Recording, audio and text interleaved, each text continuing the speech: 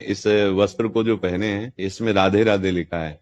यदि आप इसे बाथरूम में धोएंगे तो ये राधा नाम की धो बन जाएगी। तो इसमें कल एक ट्रेंड चला है अपने कपड़ों के ऊपर भगवान की फोटो का प्रिंट बनवा लेना, भगवान के नाम की टी शर्ट पहनना। करने तो हम धर्म का काम जाते हैं, लेकिन हो क्या जाता है, सुनिए प्रेमानंद जी महाराज से।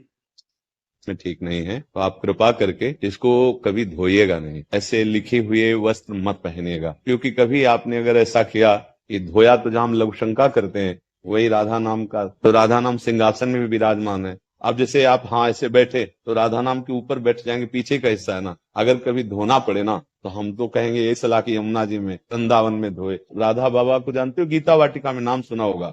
तो वहां घनश्याम दास ठाकुर जी वृंदावन के थे, तो वहां ऐसे ऐसे रज में लिख दिया ऐसे राधा। बाबा जब वहां से निकले तो देखा उनका किसने लिखा, जमीन पे किसी का पैर पड़ जाएगा, बोले ठाकुर जी ने लिखा। तो बुलाया उनका, ठाकुर जी आपने ऐसा कैसे कर दिया? और फिर वहां की पूरी रज उठाकर अपने अचले में और फिर तुलसी जी के घेरे में डाली। तो महापुरुष जन राधा नाम की महिमा जानते। ऐसा महाराज जी मतलब किसी भी नाम पे, जैसे हाँ, कि कोई भी राम लिखा है। नाम या कृष्ण नाम, हरि नाम। जैसा कि प्रेमानंद जी महाराज ने आपको बताया कि हमें ये कार्य नहीं करना चाहिए, लेकिन सनातनी होने के नाते मेरे मन में भी एक सवाल है, और ये सवाल बड़ी पीड़ा उत्पन्न करता है कि जब हमारे घर में शादी ब्याह या कोई शुभ कार्य होता है तो हम आमंत्रण के लिए एक कार्ड, जिसे पत्रिका बोलते हैं, वो छपवाते हैं, और उसके ऊपर कभी गणेश भगवान की, कभी सीताराम जी की, तो शंकर पार्वती जी की फोटो भी छपवाते हैं।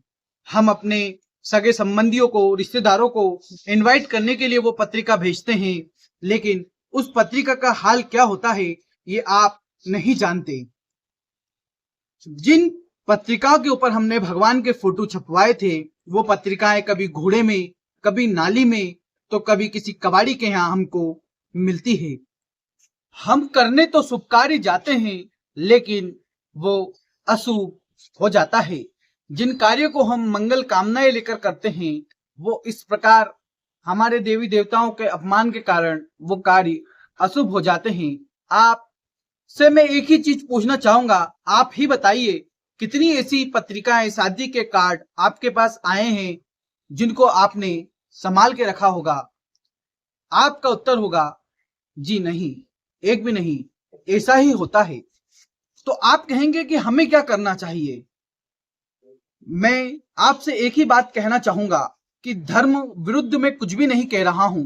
मैं बस इतना कह रहा हूं कि हम कुछ ऐसी व्यवस्था करें कि हमारे देवी देवताओं का, हमारी धार्मिक आस्था का उपहास ना हो, इनका अपमान ना हो। कई व्यापारी बंधु, जैसे कि पूजा पाठ का सामान आता है, सामग्री, उसके अंदर भगवान की फोटो लगा के देते हैं।